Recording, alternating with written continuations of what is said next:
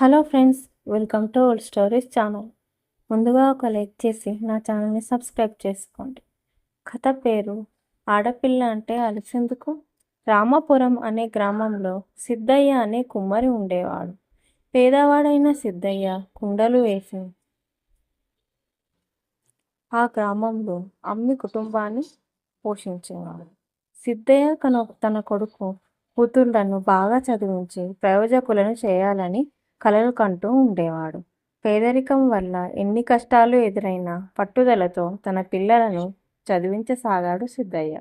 10వ తరగతి పాస్ అయిన కొడుకును కాలేజీలో చేర్పించి చదివించసాగాడు సిద్ధయ్య. పిల్లలిద్దరినీ బాగా చదివించాలని అనుకున్న సిద్ధయ్య మరికొన్ని రోజులకు తన అభిప్రాయాన్ని మార్చుకున్నాడు. కూతుర్ని కూడా చదివించాలంటే డబ్బులు సరిపోవు కాబట్టి కొడుకును చదివిస్తే సరిపోతుందనే నిర్ణయానికి వచ్చాడు.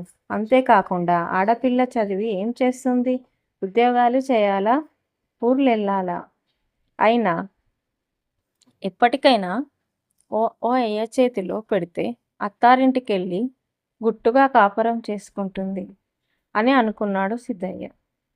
దాంతో ఉన్న ఫలంగా కూతుర్ని చదువు మాన్పించేసి ఇంట్లో ఉంచేశాడు.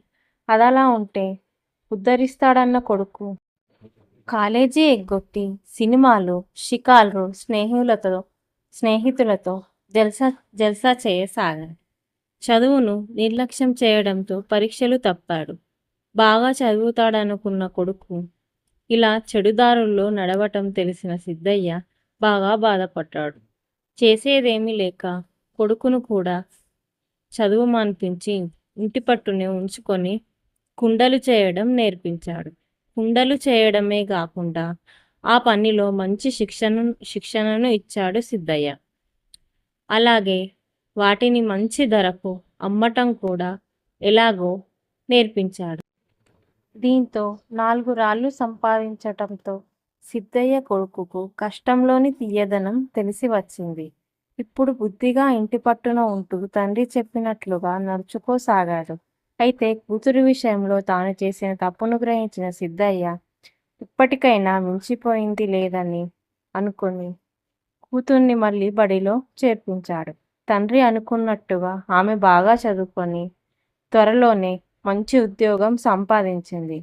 తాను చేసిన తప్పును సరిదిద్దుకున్న సిద్ధయ్య ఆనందానికి ఇప్పుడు అవధులు లేవు.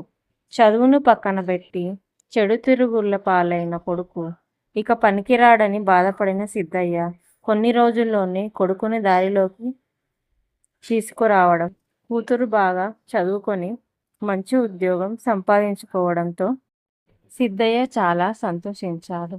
కాబట్టి కొడుకులు ఉద్ధరిస్తారు, కూతుళ్లకు చదువెందుకు అనే అభిప్రాయంతో ఉండే పెద్దలు సిద్ధయ్య అనుభవంతో ఇప్పటికైనా మేల్కొంటారని ఆశిస్తున్నాను. హలో ఫ్రెండ్స్, నా కథ మీకు నచ్చినట్టయితే లైక్ చేసి, షేర్ చేసి, సబ్స్క్రైబ్ చేయండి.